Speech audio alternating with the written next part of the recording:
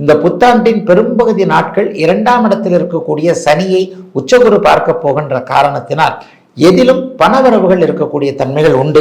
மாமங்கிட்ட ஏமாந்துட்டேன், மச்சாங்கிட்ட ஏமாந்துட்டேன், அவர்கிட்ட ஏமாந்துட்டேன், இவர்கிட்ட ஏமாந்துட்டேன், பொண்டாட்டியை நம்பி அவ்வளோ பணம் போட்டேன், அல்லது பொண்டாட்டி பேரில் தொழில் ஆரம்பித்தேன், அல்லது மாமாவோ மச்சானோ சமயத்தில் கை கொடுத்துருந்தாங்கன்னா இதெல்லாம் நடந்திருக்காது. அடப்பாங்க சார், எனக்கு கல்யாணமே ஆகலை, மாமா மச்சான் இல்லை. இந்த மாதிரியான அத்தனை குறைகளும் தீரக்கூடிய அமைப்பு இந்த கும்பராசிக்காரர்கள் எல்லாருக்குமே கடந்த ஜென்மச்சனி ஆண்டு காலத்தில் 2023, 24 சுத்தமாக அவங்களுக்கு நல்லா இல்லை. அந்த நாட்களை நினச்சா அப்படியே ஒரு மாதிரி உடம்பு விதிர்விதிர்த்து போகும் இல்லையா?